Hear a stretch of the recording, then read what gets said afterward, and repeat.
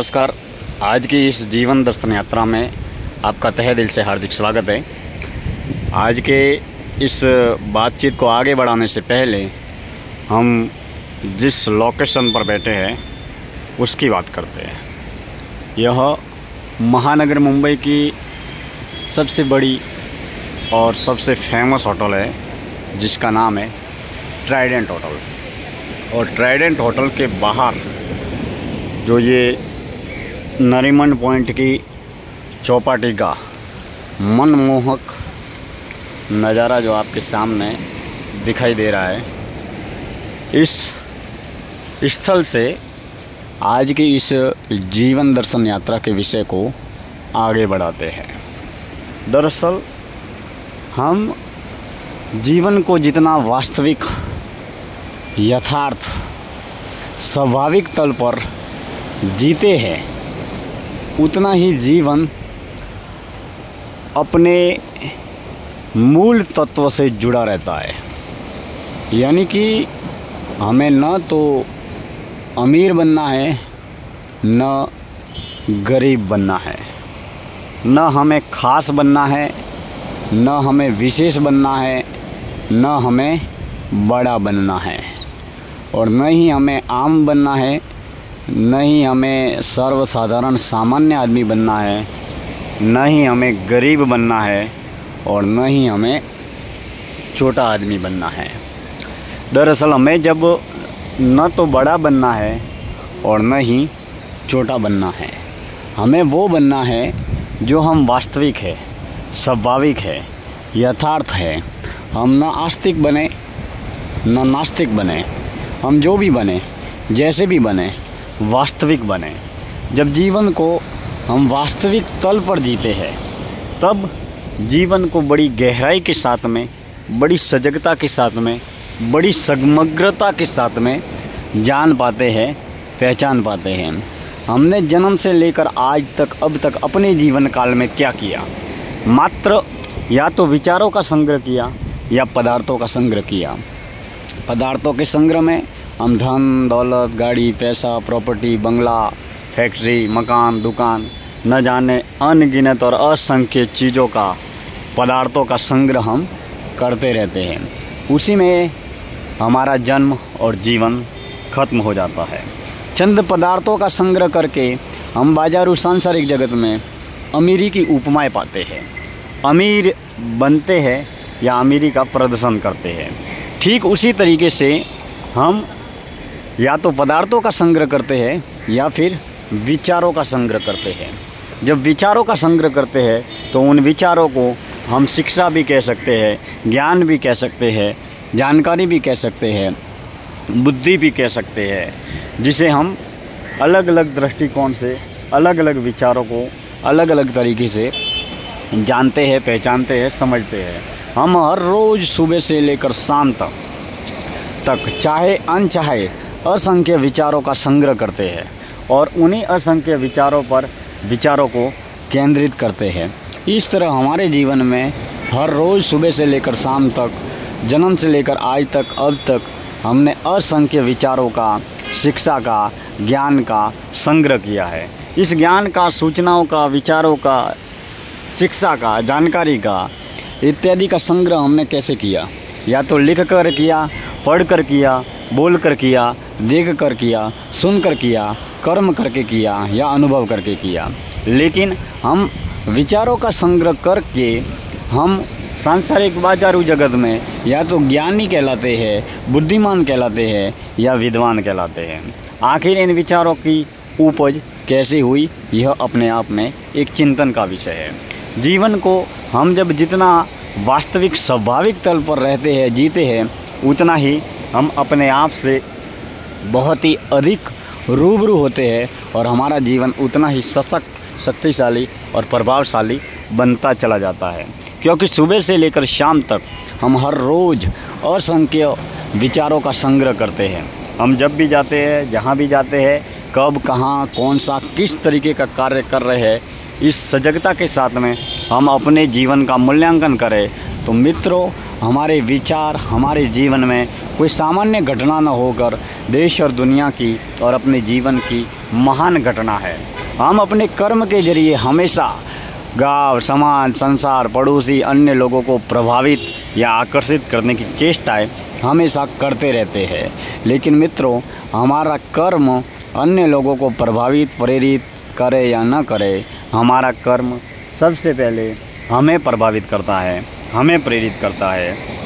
इसलिए इस जीवन में हमेशा अपने कर्म के प्रति सात्विक बने रहना, सजग बने रहना, सेवा भावी बने रहना परम लक्ष्य और कर्तव्य भी होना चाहिए, क्योंकि हमारे कर्म ही हमारी असली कमाई है। हम ताउम्र जीवन में चंद पदार्थों की भीड़ या विचारों की भीड़ हम करते रहते हैं, जुटाते रहते हैं, लेकिन एक न एक दिन हम विचारों का भी त्याग करते हैं और पदार्थों का भी त्याग करते रहते हैं। जीवन को अगर वास्तविक दृष्टिकोण से देखा जाए तो जीवन मात्र जन्म से लेकर मरण तक का सफ़र तय करने के लिए किया जाने वाला एक झूठा या नकली नाटक है। इस नाटक को अमीर अमीरी के हिसाब से करता है, गरीब गरीब के हिसाब से करता है, आम आदमी के हिसाब से करता है, और अन्य कोई बुद्धिमान व्यक्ति बुद्धिमान के हिसाब से करता है। इस संसार के इस नाटक को हर कोई अपने विनय, विवेक, बुद्धि और ज्ञान के अनुरूप करता रहता है। यह जीवन अनवरत बहती हुई धारा है। इस अनवरत धारा में सब कुछ एक न एक दिन खत्म हो जाता है, एक न एक दिन कम हो जाता है। हमारे सुख का जो आधार है, हम सुखी है तो क्यों हैं और हम दुखी है तो क्यों हैं, हमारे जीवन का आधार, सुख या दुख का आधार या तो व्यक्ति है या पदार्थ है। बचपन और जवानी में हम हमेशा सुखी होते हैं। हम अपने आप को बहुत ही शांति और सुखी महसूस करते हैं, क्योंकि बचपन और जवानी में हमारे सुख का आधार व्यक्ति या पदार्थ होता है। हो सकता है एक गरीब व्यक्ति बचपन और जवानी में दुखी हो सकता है, क्योंकि उसके पास में धन, साधन, वस्तु, पदार्थ, तमाम तरीके की भौतिक साधन, सुख सुविधाएं नहीं होती है। लेकिन जब बचपन चला जाता है और जवानी भी चली जाती है, जब बुढ़ापा आता है, तब इस दुनिया में कोई भी व्यक्ति अमीर हो या गरीब हो, दोनों ही दुखी होते हैं। क्योंकि गरीबी में जो व्यक्ति दुखी होता है, वही गरीब व्यक्ति जब बुढ़ापा आता है तो दुखी होता है। लेकिन अमीर व्यक्ति बेशक भले ही बचपन और जवानी में सुखी क्यों न हो, लेकिन जब भी जैसे भी बुढ़ापा आता है तब वही अमीर व्यक्ति दुखी हो जाता है, क्योंकि व्यक्ति और पदार्थ पर आधारित जो सुख है, सुख का आधार है, वो या तो कोई व्यक्ति है या पदार्थ है। जैसे जैसे अमीर आदमी बुढ़ापे को प्राप्त करता है, वैसे वैसे व्यक्ति और पदार्थ, धन, साधन, वस्तु, पदार्थों का सुख भोग नहीं पाता है।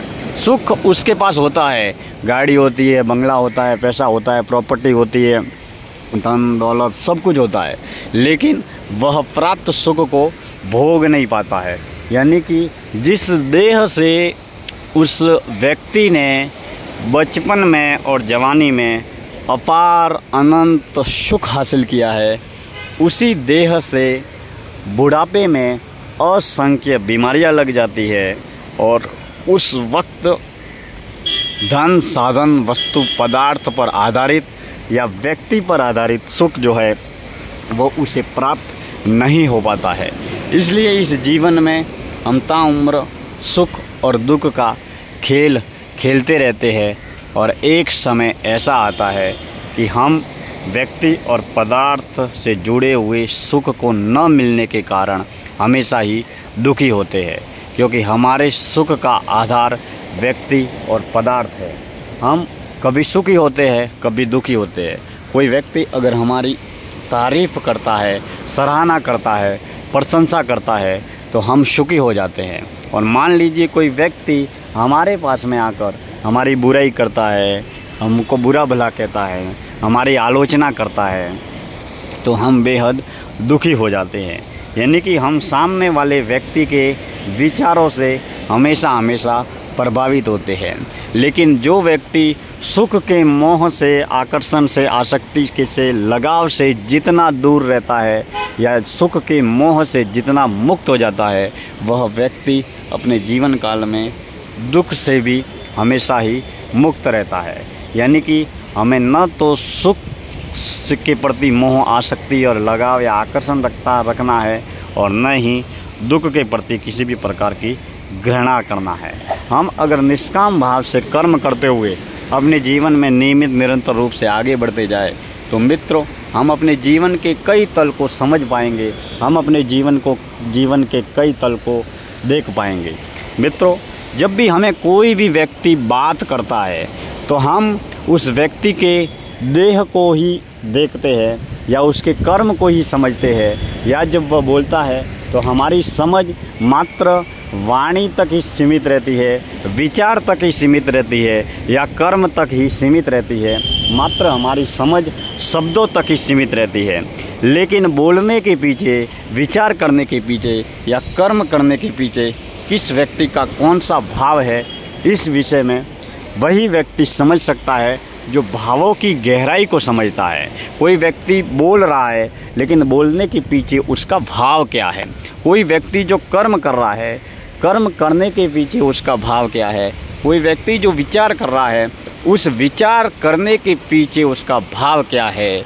क्योंकि कर्म नकली हो सकता है, विचार नकली हो सकते हैं, शब्द या वाणी में नकलीपन हो सकता है, लेकिन भाव में, व्यक्ति के अंतःकरण में, व्यक्ति के भाव तल पर किसी भी प्रकार का कोई भी नकलीपन नहीं होता है। इसके लिए दोस्तों, हमें हर बात को, हर विचार को, हर शब्द को, हर वाणी को भाव तल पर देखना चाहिए, जांचना चाहिए, परखना चाहिए, ताकि हम जीवन के कई तलों को समझ पाए। वरना यह जीवन विचारों और पदार्थों की अंधी दौड़ में एक न एक दिन खत्म हो जाएगा, क्योंकि जीवन प्रतिपल प्रति क्षण कम हो रहा है और एक दिन खत्म हो जाएगा। मित्रों, आज की इस जीवन दर्शन यात्रा में मैं दिनेश्वर माली आप सभी का तहे दिल से हार्दिक आभार व्यक्त करता हूं।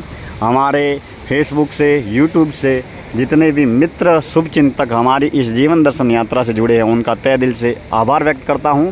महानगर मुंबई में ट्राइडेंट होटल के सामने से, नरीमन पॉइंट एरिया से, दरिए के किनारे, दरिए की उफनती हुई लहरों के साथ में इन विचारों की लहरों को साझा करते हुए मैं इस जीवन दर्शन यात्रा का समापन करता हूं।